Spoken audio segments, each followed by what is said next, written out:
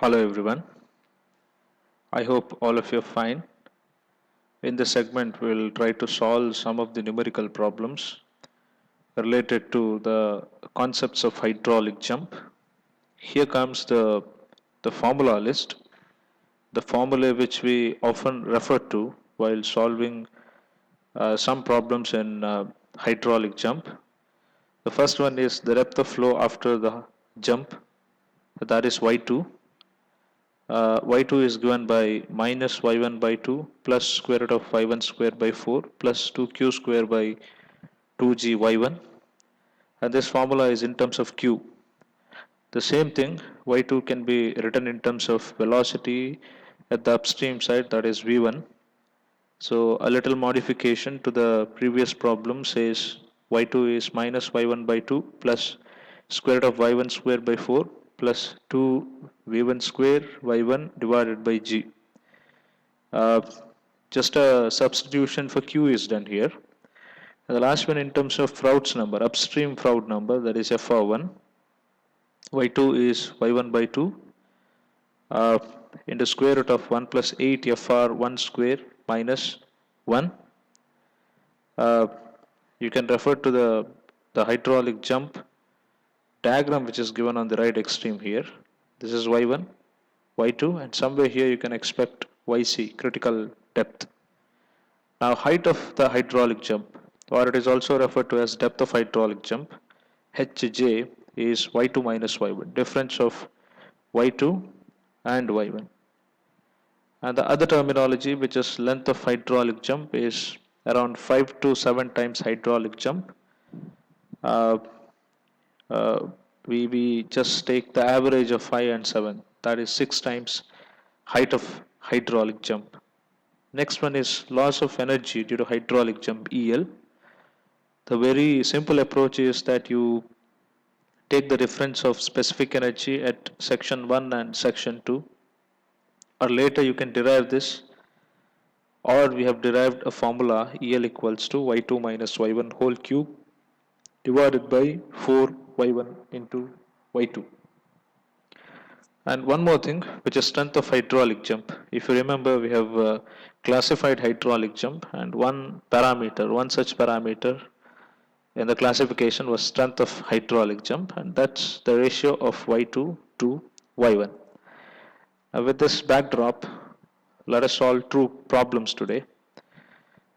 The first one is a sluice gate discharges water into horizontal rectangular channel with a velocity of 10 meter per second and depth of flow of 1 meter. Determine the depth of flow of water after the jump and the consequent loss in total head. So that is a sluice gate which is given here, and it discharges water into a horizontal rectangular channel, and the velocity with which it discharges is 10 meter per second, and depth of the flow at the upstream side is 1 meter.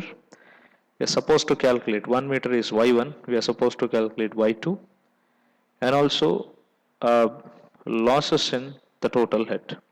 Okay, so v1 is given as 10 meter per second and y1 is 1 meter. So if you can draw a diagram, 1 meter is y1, and after the jump y2 is not given, that is what we are supposed to calculate.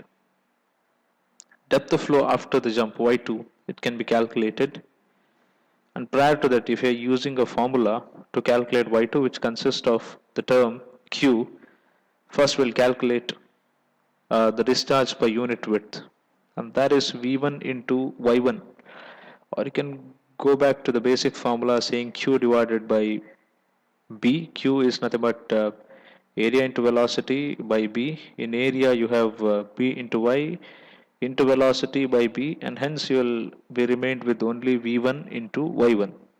Okay, and as discharge remain constant, uh, q also remains constant throughout the channel length.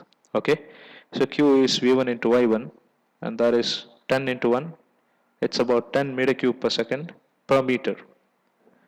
The next one is we'll calculate y2, a depth of flow after the jump, minus y1 by 2, y1 is 1 meter, square root of y1 square by 4, again y1 is 1 meter, 2q square divided by g y1. Y1 is 1 meter. Q just now we have calculated, and that is 10 meter cube per second. Substitute all the values here. I mean only two values. Y2 is around 4.043 meters. And just the cross check is that y2 should be always more than y1. Yes, it is. Y1 is 1 meter, y2 is 4.043 meters. Okay. The next quantity is loss in total head, that is EL.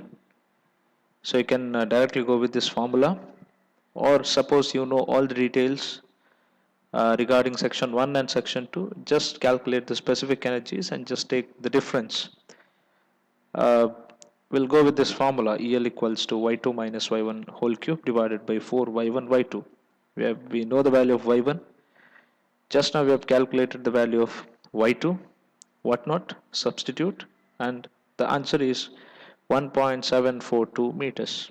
Okay, it's the matter of energy. So we express energy in meters. So the unit of EL is meters.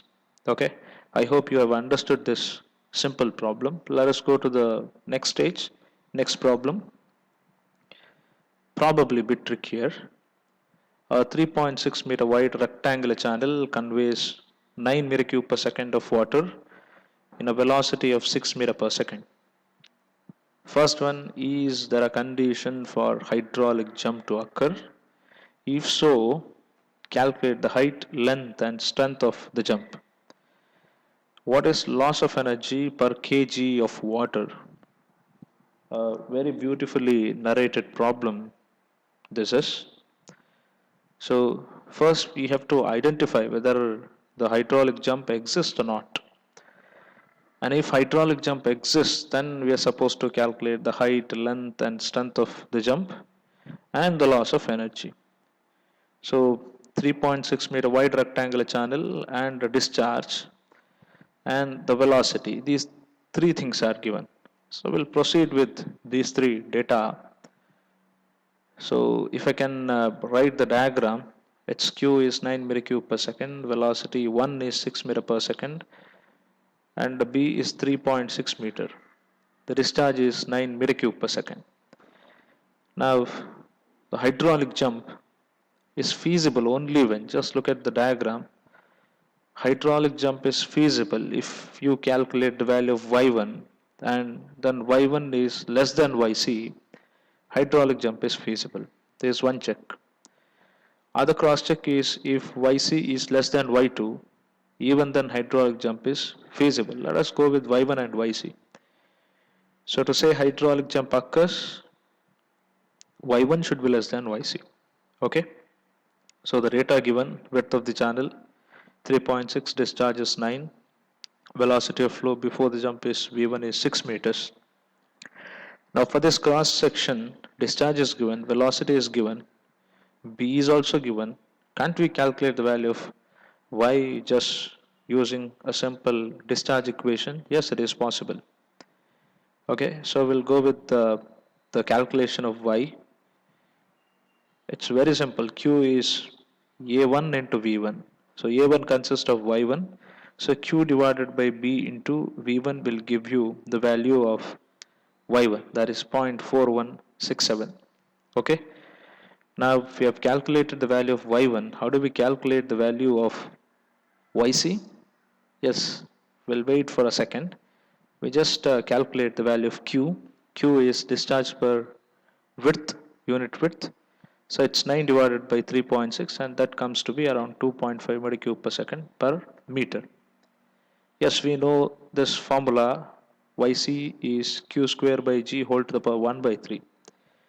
Recently we have used this formula to calculate critical depth. So with this we calculate yc. Yc is 0.86 meters. Now just observe y1 is 0.41, yc is 0.86. So it's very obvious, it is evident from the values of y1 and yc that y1 is less than yc, so a jump would occur. Okay. Now if so, calculate the height, length and strength of the jump. The procedure will remain similar to the previous problem. So we'll calculate the Froude's number. Just to use this Froude's number in the calculation of height. So FR1 is V1 divided by square root of GY1. V1 is 6, Y1 is 0.4167. So the Froude number is 2.967. Next we'll calculate the depth of water downstream the jump, and that is Y2. Upstream is Y1. So Y1 is 0.41. Froude number is 2.967. Substitute, and the value of Y2 is 1.55 meters, and the height of the jump is Y2 minus Y1. Y2 minus Y1 is height of the jump. Just take a difference, you will get 1.1358 meters as height of the jump. So the next one is length is around 6 times height of the jump, and that is around 6.8148 meters. Okay, a very simple one. The next one is strength of the jump. It's y2 by y1. The ratio of y2 to y1, it's around 3.726. It says, so if you compare the strength of the jump to the mild, moderate, steady, unsteady types of hydraulic jumps, you'll get a clear idea. Okay. So the second question is, what is the loss of energy per kg of water? So to calculate that, velocity v1 is given. We just calculate the velocity v2, and that is q by y2, 1.61 meter per second. And we calculate the specific energies E1 and E2 separately. It's 2.25 meter for E1 and 1.68 meter for E2. Just take the difference, and the difference is E1 minus E2, that is EL, 0.57 meters. Of course, we have one more formula to calculate EL, and that is y2 minus y1 whole cube by 4 y1 y2. No need to calculate V2 again here in the alternate formula. So just simply by substituting the values of y1 and y2, you can easily calculate the value of EL, and that is 0.57 meters. Hope you have understood the procedure of solving the problems, dealing with all these types of problems. So you're welcome for any conceptual doubts.